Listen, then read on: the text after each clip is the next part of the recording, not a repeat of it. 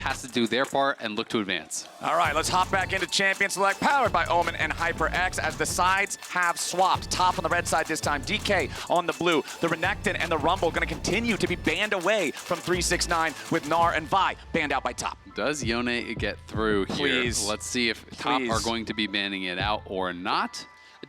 Oh, you're a Yone hater. Absolutely. Ever since the champion spotlight. Yes. The thing is, I don't think ShowMaker really plays Yone. That's kind of what I was thinking. Like, they might actually try to leave it up and force them to ban it on blue side or give it away. Well, they're going to ban away the Ashe. Daring. Now, we know that Kingen plays it. We've already seen Kingen play it, right? But assuming that Jax is open, if they do first pick it, you just have to respond with the Jax for 369. Exactly, and I do think it's a lot weaker in top lane simply because it's actually a long lane. You can punish this champion with counter picks. In mid lane, it's so hard to punish champions because the lane is very short and because the brushes got moved back this year to the sides. So it's so hard to actually gank mid lane. Top lane is way more abusable. They are just going to go for it here, though, and we'll see if they do regret it or not. I'm kind of in the same boat as you, Vedi, where I'm thinking this might be a Kingen Yone and not going to ShowMaker, but we'll see if ShowMaker does bring it out. But they gave up the Jax. I'm actually very surprised. I guess from their perspective, they could argue, assuming that this is a Yone top, then we don't need to give over the Jax because we're going to be able to lock it in on 3. Yeah. And if the Jax is locked in, I think, like, for what it's worth, Aurora into Yone, very abusable matchup for the Aurora. You can be hyper-aggressive, and Creme already demonstrated his proficiency on the champion. So we'll see. Sejuani going to round out, and there's the Jax hover. It's going to be locked in, so we are going to get to see ShowMaker on the Yone. This will be his first time at this World Championship. He has played it before, for sure. But now Top Esports have the opportunity to counter. Will they just go for the Ksante again? Yeah, it's going to be interesting. You know, the Ksante, that is very much kind of like 369 bread and butter here. You know, he usually is the tank guy.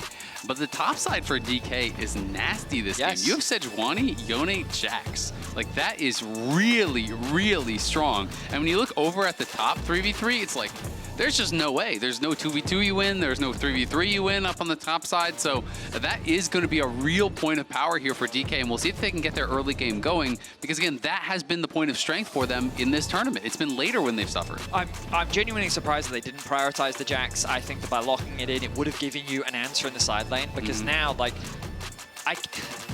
it's another intangible because on paper, I would argue that DK had just have winning side lanes across the board, right? They will get to a point, I would argue even at like one item, where they just have pressure on sides and there's not much that Top Esports can do about it. But DK do have a tendency to fight. They do have a tendency to play the 5v5s, which means that Top Esports could just be relying on that. And I was going to say, Kai'Saban should follow up from the Ziggs to limit the AP options so that you funnel them into a largely full AD comp. Well, and I think the Ziggs ban especially is so intelligent because when you look at DK, it's screaming 1-3-1, right? It's playing the side lanes. And what do you need to actually enable that? Well, you need wave clear. You need someone that can park themselves mid, clear out these waves, not allow your towers to just get grouped and sieged on. So Ziggs definitely makes that a lot more difficult. I'm going to be curious here to see what DK looks for with aiming, as they're going to again be banning out that Renata. Yeah, the Renata and the Poppy both going to be banned out second half here one more time. Might be the Smolder again, you know? Like, we already talked about the wave clear that Smolder provides. Maybe DK is looking to lock the Smolder just so that they can keep it mid, provide that wave clear later on into the game. I could see it, but then I just worry that similar things happen as last game, right? And it's like, if you do that, do you really want to have your Jax in a lane swap against Ksante, right? Like, the Jax, I think, is kind of in a disadvantageous position oftentimes in that. And we'll see, as this time Meiko going to be grabbing that Rell, so they are going to have some really powerful engage now. Obviously Aurora can kind of set up for that Rell, but then you have an incredible follow-up with the Skarner, with the Rell also. JackeyLove, I feel like, needs some sort of a hyper carry though, because as far as consistent damage, there's basically zero. Like, Aurora has kind of that shotgun burst that's up front, but you need a true hyper carry here. And the fact that they're leaving it to 5th pick does make me wonder, you know, if they're considering some more kind of risky options. Well, MF will definitely provide you with some wave clear. The follow-up every couple minutes. Yeah, every now and then, admittedly. The the Leona follow-up with the Sejuani means that you've got good CC on the side of Dplus Kia. Ultimately, I like the direction of their draft. They are obviously very indexed towards AD.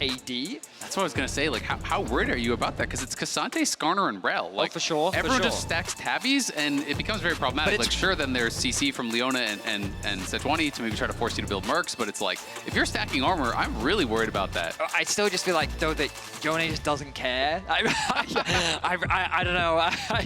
They have some mixed damage on the soul laners, to be fair. Obviously, yeah, like I mean, that's the thing, right? And Both Yone and Jax, I mean, they do magic damage too, right? Like, it's not quite a 50-50 split. But they have some mixed in. Yes. So the Kalista's going to be the round out. I am a little surprised, I will admit.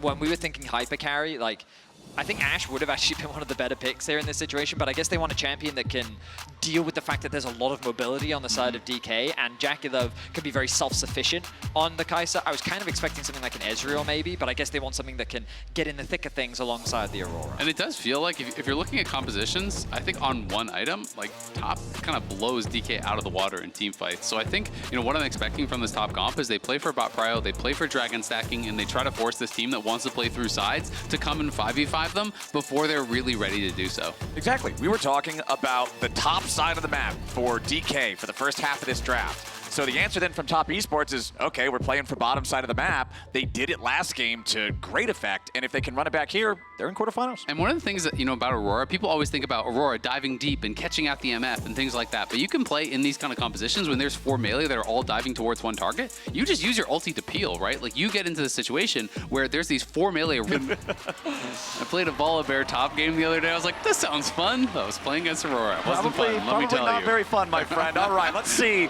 if DK can have some more fun in this one than they did in game number 1. Even this series out and take us to a game 3, or if Top Esports is going to just sweep their way into the quarterfinals. I think the answers to Yone have not been it. Okay. My opinion is that crowd control is the best way to deal with Yone, because he is a champion that is not allowed to build merc treads, basically. So there's like a big opportunity that CC kind of has extra value in a sense, because how many champions can be flex? Oh, hang on. Meiko face checking a brush, tries to crash down over the wall, gets frozen mid-air, but escapes. That's what matters. Record scratch, freeze frame, whatever you want to call it. How I got here. But all that really matters is that I got out. Yeah. Now, I know some support players will sit there and go, worth, I now have Hex Flash.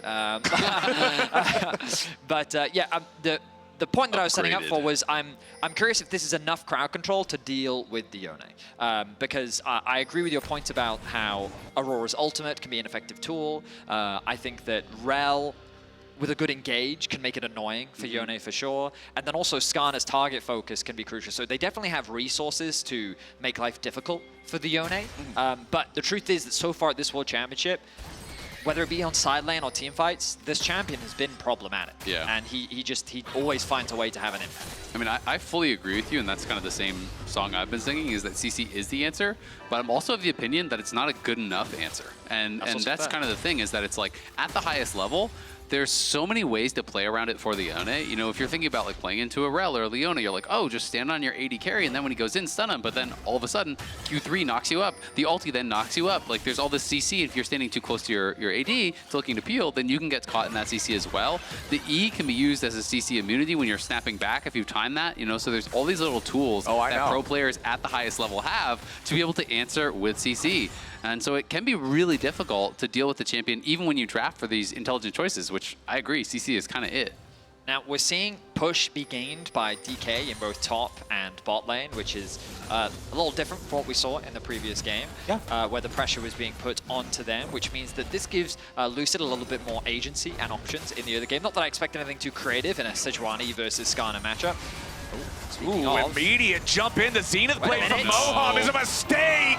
He goes too far forward. A massive blunder from the DK support. I mean, it feels like he just forgot about how Rell works, because Rell's going to flip you in. Like, yes, he maybe wasn't initially in the tower range, but he's just going to get dismount, flipped into the tower, stunned up, and Moham gives over a freebie. That is rough. Ooh, nice engage coming up from Kingen here, trying to use that Counter-Strike to lock up Creme, who dies to the proc on the E snapback. Beautifully done there, comboing with ShowMaker and Kingen to get DK on the board. Kingen with good pressure in the top lane, finds a window to roam down to mid, and Creme being a massive lane bully in this matchup, leaves himself susceptible to Dplus Kia finding at the very least a trade kill. Ends up being a 1-for-1 on the map. And I just think it's so smart from Kingen because he gets the push top. Sure, he could have based and just walked back to lane, but if you don't feel that you can really realistically pressure the Ksante anyway, it doesn't really matter, right? If you miss a CS or two there. So the time spent is actually still beneficial. Even if they didn't get the kill and he just forced out a flash from Creme, that gives ShowMaker so much more agency, so much more comfortability in this kind of a range versus melee matchup where it's up to Creme to non-stop pressure and punish this Yone for every single CS. And you can't do that when you're missing your flash. Completely. You're completely right, Azael. And like, I was going to talk about how like you can see how oppressive it is, specifically because what makes Aurora brutal is her 3-hit passive applies on both abilities and auto attacks, right? So even if she has things on cooldown, she can still look to try and bully you. But now Lucid looking for a gank. Creme trying to get away from that Sejuani, play towards the other side of the lane. Meiko and Moham also both making their way up into the mid lane. Scrap, nothing really to come of it here for either side as Tian now also showing up. I mean, Top knows that Creme is really in a difficult situation now, and that is why they have 3 members here covering him, playing around him. They're clearing out vision. They're dropping pink wards. They know how he has to play the matchup to be successful, and they're going to try to enable that as best as they can, as just kind of trading back and forth here. But neither top laner has base, so there's not really a lot of oomph behind these attacks here.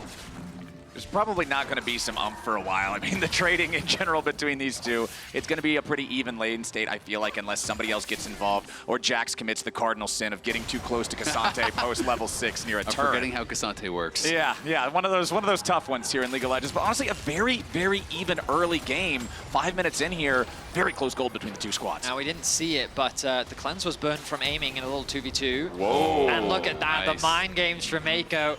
Procs the Q, threatens the flash, and aiming says, I have to respect this, I'm gonna flash away, meaning both summoners now gone for aiming. Exactly. Without that cleanse, if you get Q flashed into the crashdown with Ignite there and everything, like you're just dead, right? So really smart play there from Meiko. Steps forward, forces the summoners, and now MF is going to have to get out of that lane. So they're actually going to send MF up towards topside, potentially look to try to play towards those grubs, as DK did give all of those up last game, and we'll see if top does match the swap here and look to brawl.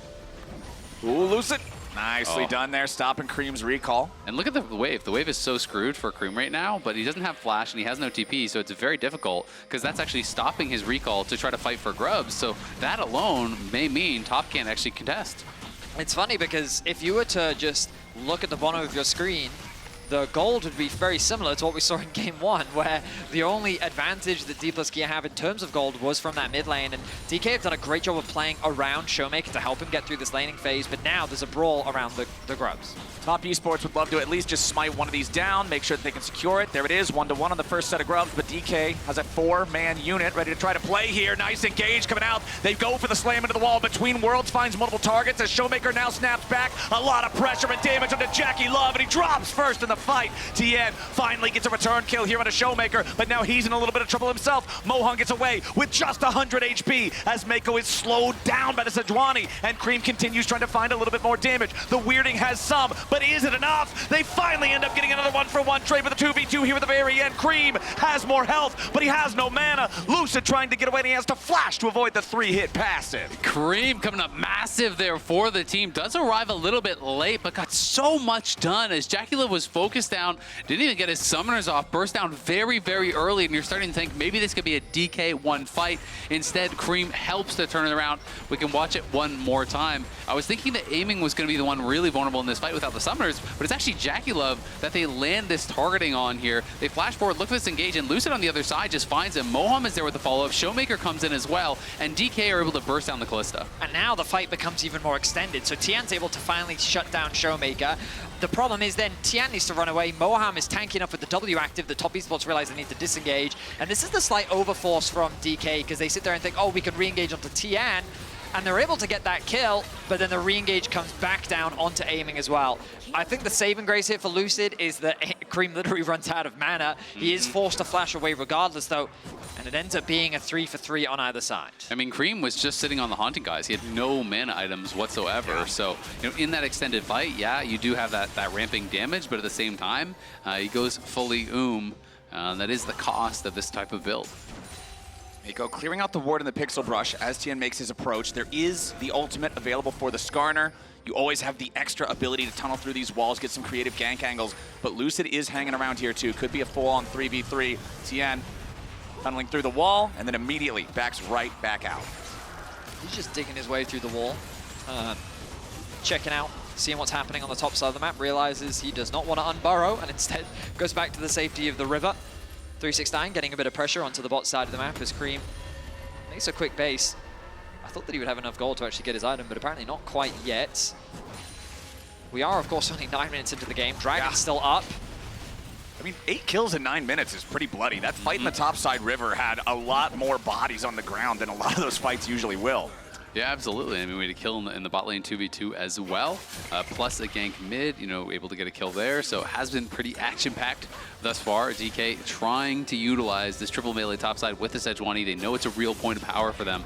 They want to be looking to scrap and really force TES to try to outplay them. And that's what we were talking about back in game 1. That's what we were talking about in the champ select for this game. They need to take advantage of how good they are in the early game, how they can build these advantages with their mechanics, with their individual skill, and set themselves up for a better spot. Nice engage there. The lockup on JackeyLove. Moham needs a little bit more damage to secure the kill. Jackie's still kiting. He gets away with sub 100 HP back underneath the safety of the turret. A nice engage from DK, but great peel there from Meiko. You know, normally in that situation, you wouldn't want to be using your ult and everything on the support, but Moham would have been able to chase down and kill off JackeyLove there, so it's the only way to keep him alive.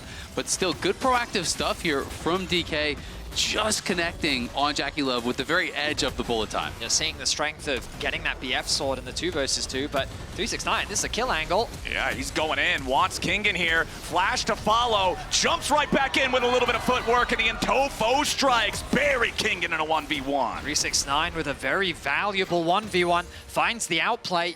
Kingen didn't have the HP or the mana to continue the trades, and I think 369 did just come off the back of a base. You look at the item discrepancy, and yeah, it was an easy pickup for 369. And had a really good game 1. He had been getting a lot of criticism, especially from the LPL fans, about his performance at Worlds thus far. So important for 369, having a bounce back game. Not only does he get the kill, he gets a plate off the back of it, procs the demolish, already had the sheen as well. And we may be getting another scrap here, but it looks like it's probably too late from DK. Well, hold on. Creme could be in a little bit of a compromise It's never too late for DK, Azael. DK still on their approach. They throw out the Glacial Prison, but it ain't going to find a whole lot yet. A lot of damage onto JackeyLove, barely staying alive here with about 50 HP. ShowMaker going to grab the kill, but Tian with a massive 3-man ulti. No damage to follow it up. DK will get their single kill. They will take away the 1 Void Grub. Critically, gentlemen, it is 3-3 on Grubs. Nobody gets any Void Mites. Yeah, and it's been a tough game for JackeyLove. He is just getting picked out time and time again. There is so much CC in this 4 melee squad. If anyone gets in on to JackeyLove, then all of a sudden the follow-up is always there. ShowMaker came down from the top side, was able to pressure from that angle, and again, JackeyLove goes down without being able to contribute too much to that fight. And it's a big concern for top and their composition going forward if Jackie falls too far behind. For sure, especially when you kind of look at the damage threats. Creme and JackeyLove are really the core. That's it. Yeah, I mean, so them falling behind is going to be a problem as DK, they're in a comfortable spot right now. We talked about the scaling threat they have on the side lane specifically, just how much of a menace Yone is in the current meta. I think DK fans can be pretty happy with the current game state. The Andrews being finished for Creme is a nice spike to have, but this Yone set up a nice freeze on the top side of the map, and he's continuing to ramp up. Yeah, if we're talking about item spikes, there's quite a few coming through right now. Hold on, we'll talk about them in a second, unless this turns into something absolutely crazy. There's your Wombo combo with the engage, the Ishtal impact from Tian, followed up with all the CC from Meiko. Vedius, I believe you called it, my friend. Yone doesn't like CC, and top esports have figured it out. I mean, that's the solution when you're having to deal with a 1,000-year-old samurai. Just impale him into a wall with a giant scorpion from 1,000 years ago as well. Just 4v1 him under his tower. Yeah, It should just be on his team. Simple, it's pretty easy, simple. yeah. Come on, guys. Why didn't anyone else think of that? Top esports coming out on top yet again. They're going to grab themselves almost a 1,000 gold lead here. We still have a little bit over a minute until we get to the Rift Herald and that next neutral objective spawning. The second Drake of the game, still first Drake of the game, I actually should say. I was expecting it to have been cleared already, but it did not happen. So that first Drake still live. Cloud Drake in the bottom half half of the map. What I was going to touch on before we got the dive, first item power spikes are coming in for a lot of champions. You've got the Zeeks for the Sejuani, Heartsteel again for the Skarner in this game, along with that Bloodthirster for the misfortune of aiming that is 2-1-2, as Moham could be in a bad spot here. Crash down plus the weirding, a little bit of damage on that one as Kingen has to get away back underneath the tier 1 turret in the bottom side of the map at the same time with the bullet time flying in over the top. A lot of damage onto Creme, beautifully punished from DK as top chased a little bit too far, but now what is this? Lucid nearly caught out there thanks to the Skarner ulti, but a flash into an Arctic Assault back over the wall, and now JackeyLove is once again in the sights of aiming, and DK, one more shot to the head, and Jackie's out of there. Aiming still fighting as Tian tries to get the last little bit of damage onto Lucid to make this one a 1-for-1 trade, while ShowMaker chases after Meiko up in the top lane. It is a chaotic game too. The skirmishes are just going in the favor of DK across the map. I mean, Leona is annoying because even if she face checks, W gives you all these resistances, but then she holds onto the aftershock until after her W wears off, and then she stuns you, and then the aftershock procs, and it's just like, oh, this champ is way too unkillable. And then even though they thought they put Lucid out, they also didn't have enough damage. JackeyLove is very far behind right now, and Top Esports going for these skirmishes when they're just not strong enough. Yeah, I mean, this is just a bit of an overchase, right? They do catch out Moham, but at the end of the day, as you say, you know, he has so much resistances here, and ShowMaker's able to come in from the top side. They turn immediately as ShowMaker and aiming do arrive, and then over on the other side, Jackie, not enough damage to actually finish off Lucid, and he just lays a trap with this ward. This is really nice play around that ward, just utilizing the vision as soon as he comes around there. He didn't even have cleanse available. It was up in about 5 more seconds. So great timing. They find the pick. And it's been really good play in this game too from DK. I think even though the gold is actually in the favor of top, I think they are very far ahead. Just looking at the goal difference between these two AD carries, it's a 2-threat team and you only have 1 threat.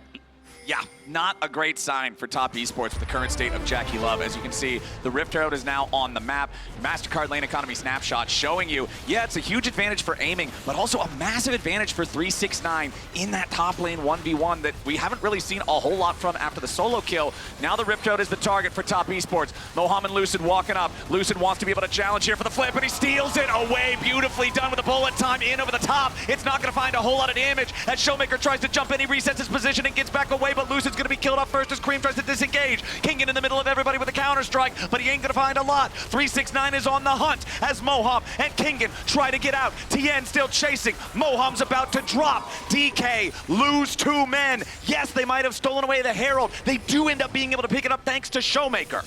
Yeah, and this time ShowMaker actually going to TP back, and he's looking for Jackie. He's ready to keep going. On the front line, though, with Kingen, they aren't going to find the target they're looking for. DK, though, they summon up the Rift Herald here in the mid lane. They claim the tier 1 turret, and now ShowMaker is just going to take an Uber home. Or does he drive it up into the top lane instead? He might be able to swerve this one. Let's see if he can connect. Yeah, we'll see if he can actually make it all the way there. It also might just expire. Creme, All right. Unlucky. It hit the curb, unfortunately, and it will walk in and just die, but good TP back from ShowMaker. He barely survives and is able to TP back and make something from nothing there. They get the tier 1, and not only that, he forces out the flash from JackeyLove, because this is one of the first fights where they really couldn't reach the top 80 carry. Yeah, I mean, it was surprising to me that Top Esports turned this fight around, and I think crucially, I'm going to keep my eyes on 369 because there's this front line that kind of carry a nice ulti from MF, but it doesn't actually connect as much as I thought it would. The ulti came through onto Creme from ShowMaker onto the back line, but you kind of look at who's actually in the fight, and it's really only ShowMaker and Lucid, so good target selection from Top Esports is now Creme. Oh, Creme, they popped the tier 1 turret in time, and now with a TP coming in to reinforce him, it's Creme at 369 against Kingen and ShowMaker. 369. Long enough. Still on the chase here, has the 3rd in Tofo strike, looking for the knockback. Hits Kingen. Not really a whole lot more to get out of this one, though. They had Meiko and Tian coming up around the side in case the fight kept going, but Top Esports not going to disengage it after having kept their mid laner alive. Hold on, Moham. Now the target. Tian ready to tunnel through the wall here to back up Meiko. Remember, this Leona is very, very, very tanky. Still at about half HP. Impale to drag him right on back. They are throwing everything in the kitchen sink at this dude, and he's still getting away. Creme finally takes the kill. I mean, that was a lot of CC required. It's just like, we will hold you here until all of your resistances wear off. They eventually find the kill. Bear in mind that the dragon dropped eventually in all of that. The first dragon of the game going in favor of DK as Lucid ended up securing that. But I like the response there from 369. I was concerned heading into the mid game because, as you were highlighting, is pretty much the gold is in the right places for DK, right?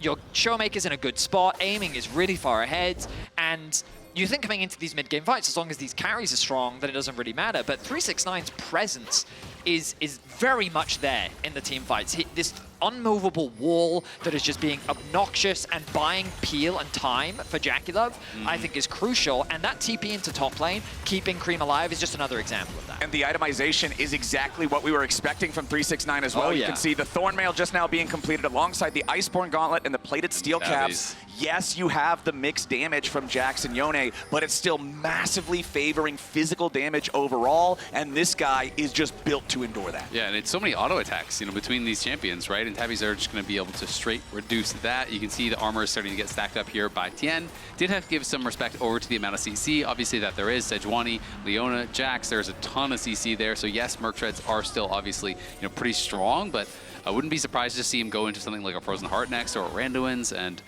is going to be really difficult to actually punch through. I like that you mentioned that, because as the targets that are likely to face check, sometimes that extra tenacity is just more valuable than having the armor reduction from Tabby. ShowMaker has already used his Soul Unbound, and 369 is still chasing. As Meiko and Tian are ready to intercept Lucid, ShowMaker needed to use the Fate Seal to get away from 369. As soon as he saw ShowMaker use that E, that massive amount of Yone's power budget, he was ready to full send it.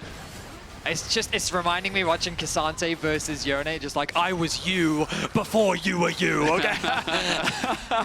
Ksante, still doing Ksante things, of course. 369 with the lead that he does have is going to make it difficult for ShowMaker without any way to shred through that armor. Yeah, I mean, it's so difficult. And honestly, you know, from the position that 369 is in, if you can just trade ults with him, it's honestly really, really good, because Yone without that ultimate, I think it's going to have a really hard time, you know, showing up to these team fights and threatening backline. And as long as Creme and JackeyLove are not threatened, they are going to be looking really good in these 5v5s. It's the Hallway Baron that's going to be spawning up, which you can play a lot of interesting vision games around this one, because there's those extra walls, which can make it, you know, pretty difficult to have kind of full ward coverage. Yone ulti also completely goes down that whole hallway. So getting rid of the Yone. I said the Yone ulti also completely covers the whole hallway. So you've got to be careful about that hallway. Yeah, and, well, and like Vedius said, Ksante is also really difficult. You know, Skarner can pull off some good plays. So there are some interesting things that you can do with vision in this game and with these champions. A lot of players actually like to kind of play around, you know, this area where you're kind of playing in there. And if the other team ends up face checking in, you can be kind of setting up there for a trap, have an MF come out over the wall, that kind of thing, which I think it's the most interesting of the Baron pit spawns, honestly. Definitely adds some cool opportunities. Top Esports still up about 2,000 gold right now, have a +1 advantage in terms of turrets, but there is one Drake for DK. Only one Drake taken so far in this game at 21 minutes in. It has been such a bloody game, such a PvP-focused game. We haven't had time for the objectives. The second Drake going to be spawning here in about a minute, a little bit under that now. We'll see if we get a fight for it, or if it's just a handshake, somebody takes it, the other side happy to farm up instead. Looking at where the items are, Randuin's Omen now fully completed for the Skarner. The Malignant's done for Creme with the Aurora. You have 2-item power spike for JackeyLove now as well. We've already talked about how this game has been pretty rough for him. 3 deaths already on the Kalista. Was focused pretty heavily in some of those early fights, but seems to be recovering rather well. I mean, crucially, he's about to be 2 levels down as well. I think after this wave, aiming should tick over to level 13. And those 2 levels are going to make a big difference as we get closer to the big fights. Meiko stunned up, has to flash away as DK was threatening a full all-in on that support.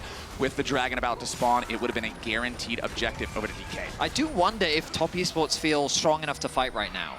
I mean, I feel like you could make the argument that if you leave Yone on the side lane longer, it's only going to get worse, so maybe now is the best time for you to fight. However, they don't have... Oh, I say that. They now have great position thanks to the push that 369 got on bot lane. Creme is catching that wave on top. He has the TP available. And when we see the vision, DK is largely starved of this Dragon. And I think their top side is so strong right now. You know, 2 items across really the board here. You're looking at the jungle on the top from the other side, way weaker. ShowMaker over the wall there with the Soul Unbound, but he has to snap back. The Drake is going to be claimed before Lucid can try to show up and threaten a 50-50. Tian wants to jump over the wall. Lucid's about to lose the Arctic armor. They're trying to use a lot here on the Sejuani. The Impale only onto the enemy tank. ShowMaker's looking for the angle here, but Lucid's going to be killed off first. JackeyLove taking the kill as Moham is isolated from the rest of the team. JackeyLove's trying to be protected by Meiko and Tian. He needs to kite out away from the Yone, but a nice move coming out from ShowMaker to take him down. Aiming is kiting it out. Tian is about to die. Kingen looking looking for a little bit more as Tian gets away, but finally aiming, getting the last auto attack, and a double kill back over to the AD carry from DK,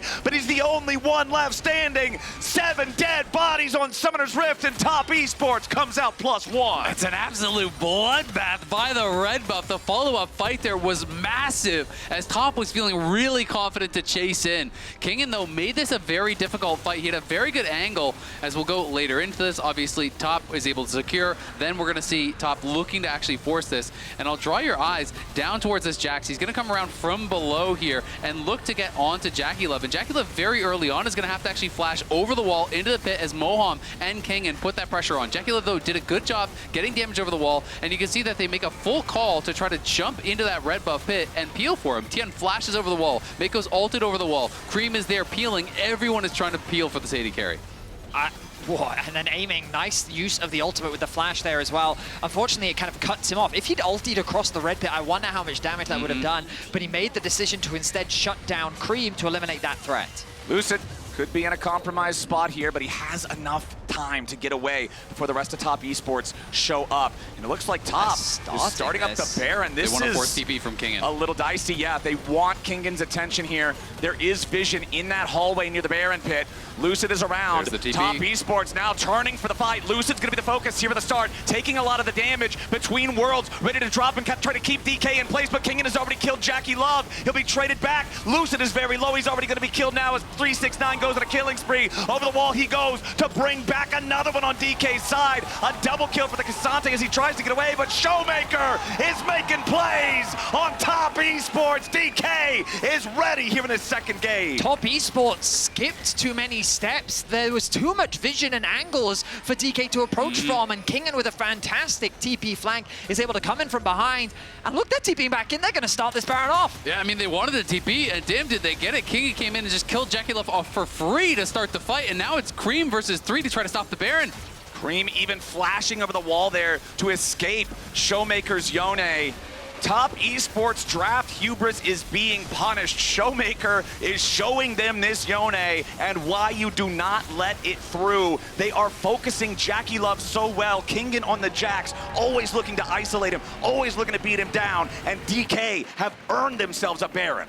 And you talk about CC and one of the answers to Yone, well, he is a QSS now, and aiming has been positioning incredibly well, but look at this TP. No one is marking Kingen whatsoever. I thought they were going to look to turn on the TP. Instead, they try to engage down, but you're abandoning JackeyLove. That's horrible team fighting from Top.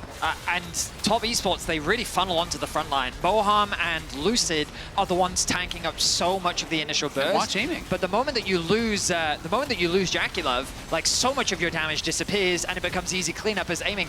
Did he even take a drop of damage in that whole fight? No, aiming wasn't hit a single time, and no one was marking the TP. I mean, they wanted to force the TP. I thought they were going to either force the TP and turn on the TP and try to burst down the Jax, or force the TP and just try to get out, but they kind of did neither, and JackeyLove got left out to dry, and Top make a massive mistake there with their team fighting.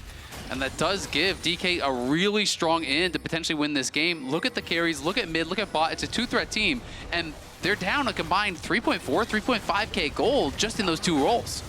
Yeah, it is not a good game here for JackeyLove. 5 deaths now on the Kalista. Good focus from the DK carries, diving him over and over again. You can see the damage recap from the previous team fight. Over 5K for aiming on the Misfortune, doing exactly what he needs to do, being the cannon for this team. You can see your goal difference over time was feeling pretty good for Top for quite a while there, about 10 straight minutes where it was in their control. But now it's DK in the driver's seat. They've got these 2 great split pushing champions, and they've got 90 seconds to bulldoze some structures inside lanes. I mean, there's just a lot of standing goals for DK to just grab, and that's exactly what they're going to do. Lucid continues to, it looks like he's getting caught, but he can tank so much of the damage up, and it forces Top Esports to overextend again. Tian missing the Impale. That one's going to hurt as ShowMaker has to reset his position with the Soul Unbound. He popped the QSS to get away. Moham's going to keep the fight going. Bullet time gets Tian very low, but he ain't dead yet. Still burning to the Ignite. Barely survives with about 50 HP left. Nobody dead on either side here. So just a number of ultimates traded. Moham ended up losing his flash. It looks like that I think Meiko didn't have his flash prior to that fight anyway. He did end up dropping the Ignite. So a couple of summoner spells, but ultimately nothing too significant gained. At the very least, Top Esports could look at this as a bit of a stall tactic, so that the pressure from DK is alleviated somewhat, but you already look at the Jax. returns to top lane, starts pushing in this wave, and now their attention turns back towards the dragon. Yeah, absolutely. And honestly, this time around, DK has kind of reached some of those scaling breakpoints that they needed to. Top, though, going to be moving in is, I feel like DK just thought top weren't going to even try to contest, and they're not in position to actually fight for this, even with the lead. Yeah, ShowMaker has to snap back, and top can claim themselves their second Drake of the game.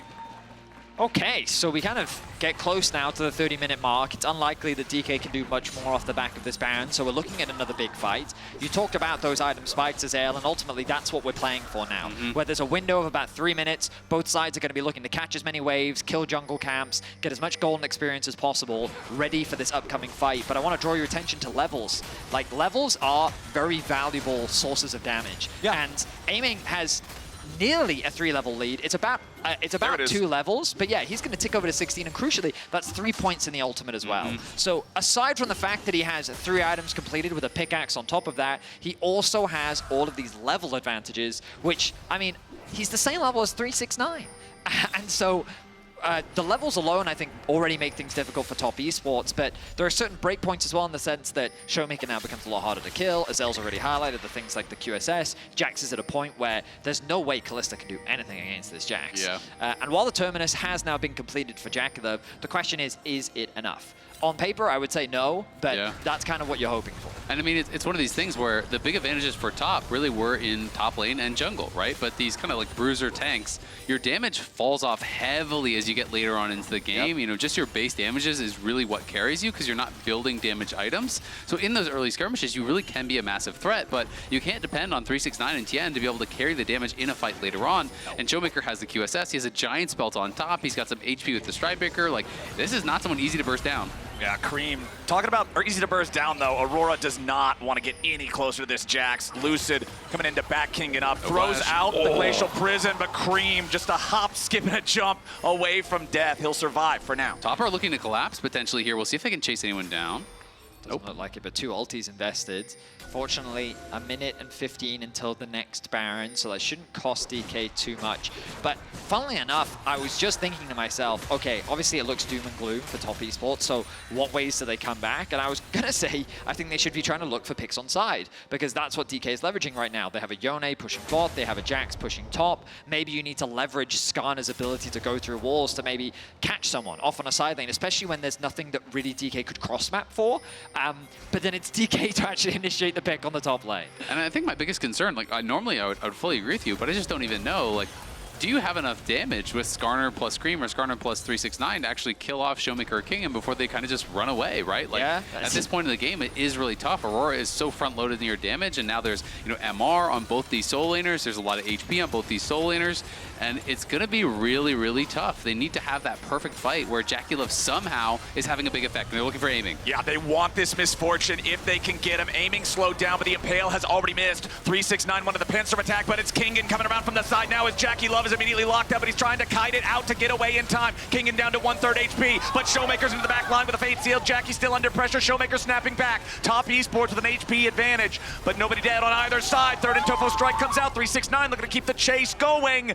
No kills, but Baron is available. ShowMaker used TP and Flash in that fight. Kingen used a Flash as well. We'll see if DK can get back in position in time. ShowMaker's trying to heal up off the red buff. He's going to actually kill the red buff for his team. He's life sealing up off it, but here comes Kingen again, and JackeyLove is off to the side by himself. JackeyLove at low HP, but the rest of the team is ready to try to turn. Meiko with a shattering strike. Top esports panicking to protect their AD carry. They're forced off the Baron. So you could argue that that was a one-team fight for top esports in the sense that they got position over the Baron, but the health bars are now going back up for DK. The mid tower is going to drop. Top esports need an opportunity for reset, but they're not going to be given one, as DK is just going to put the pressure immediately back onto top as they start the Baron. Beautifully done from DK. Now they're the ones forcing top esports to respond. 369 against Kingen is not feeling good for the Ksante. 32 minutes into the game, not against the 3-item Jax. Tian wants to try to dive through the wall, but instead he has to flash away from the solar flare, worrying about getting burst bursted down himself. The Skarner not tanky enough at this point in time, but at least he buys enough time for DK to be forced off the Baron now too. And again, that's the awkward spot. We'll see if they can catch one of these recalls. This could be a little bit greedy from DK. Moham's trying to get out now. Lots of flashes being spent as Lucid also gets himself out. ShowMaker looking for an entry into the fight, and aiming goes unstoppable. Bullet time cuts down Meiko, and Top Esports are in a 4v5. Aiming with a single shot back into JackeyLove. Tian coming in, aiming with a flash away now as the engage from Moham ain't gonna be good enough. He's down to about death's door, and they finally get him. Creme takes the kill. Lucid's trying to get away, and 369 goes all out, all in, all the way forward for Top Esports. Kingen swoops around to try to cut the wave, but Top just found a miracle. It's all nines for 369 in this one. Taking over on that fight, gets in on aiming, flips him in, gets the 1K shutdown, and now they're gonna be looking for Baron here. Lucid is without flash, and he's in a 1v5. He needs Jax to help him out. He's got Kingen here to try to back him up. Kingen is very powerful on this top lane. Jax 32 minutes into the game. Lucid at about 1/3 HP. Creme wants to keep the Jax away. 369 barely hanging on. Very small health bar. Tian wants to guarantee he can secure this objective for his team, but Lucid goes over the wall ready to jump into the pit. The Baron's going to be claimed by the Aurora of all people. Creme's living the dream. Kingen has to try to get away. Creme still in hot pursuit. The Jax will live, but Top Esports get another kill, and they get the Baron. Game number 2 is delivering. In an unbelievable turn of events, Top Esports find an incredible fight. Crucially, look at the minimap. Recalls coming through. They don't have vision on them, but they find a way to spot them out. The ultimate is available from Creme. He's able to force the flash out from Moham. They engage onto Lucid, and the Jax is still pushing top. He's saying, DK, disengage, disengage, let me push. And as long as DK do disengage at this point, they're fine. But aiming over steps. He steps too far forward, and Top Esports find a window to engage. Yeah, the early Ren there, from Jack, he's slowing him down, forcing out the flash, and then 369 gets in with the Pathmaker. The third and Topo strikes, knocks him up, knocks him down. That is a huge play there from Top. And honestly, a great read. They saw them walking through the river, just had the read that they might be going for a recall in that brush. If they're not, it costs you nothing. But they were, and they get that catch, and they turn the game around, and now they're on the push. All right, back to live. We'll see if Top has the firepower to keep this going. Jack's show completed for JackeyLove will help him against this Yone and Jax trying to dive onto him, but it's still just a single tank item against two very fed divers. Arm guard now completed for Kingen's Jax as well. Top Esports still looking to push onto the tier 3 turret. Meiko on the front line, got to be a little bit careful. JackeyLove saves him. Top Esports backing away for now. And Creme has his death cap now completed. He is solo AP on that team, so he is going to be a massive threat.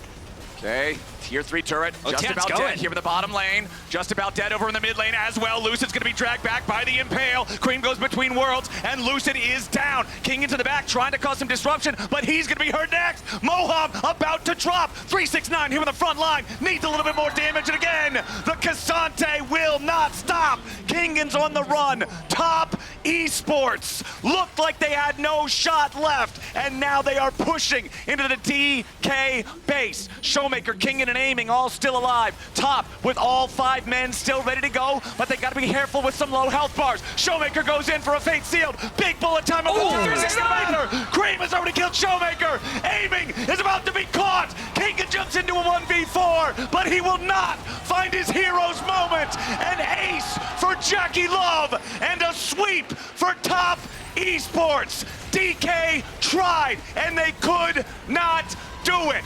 Top will rise to the occasion and make their way to the quarterfinals for the first time since 2020, and they will do it with a 2-0. Incredible team fighting from Top Esports. I mean, they just played so many of those fights so well. Man. JackeyLove was shut down from the start of the game, but I mean, you highlighted it, Azael. We need to bring attention once again. 369 He is different. A phenomenal performance. I mean, incredible stuff from him, and credit to Top Esports. Damn, what a show from Top Esports. Desk, break it down for us. Well, it wasn't as much JackeyLove. It was 369. Wow, unbelievable turnaround. I mean, I did not think they were going to win this game. It came down to some of those final skirmishes and decision making, and obviously the guts to make the plays that they did. Yeah, the big thing for me is 369 in this, right? Yeah. Because JackeyLove, for a lot of this, was not allowed to play the game. They were not warding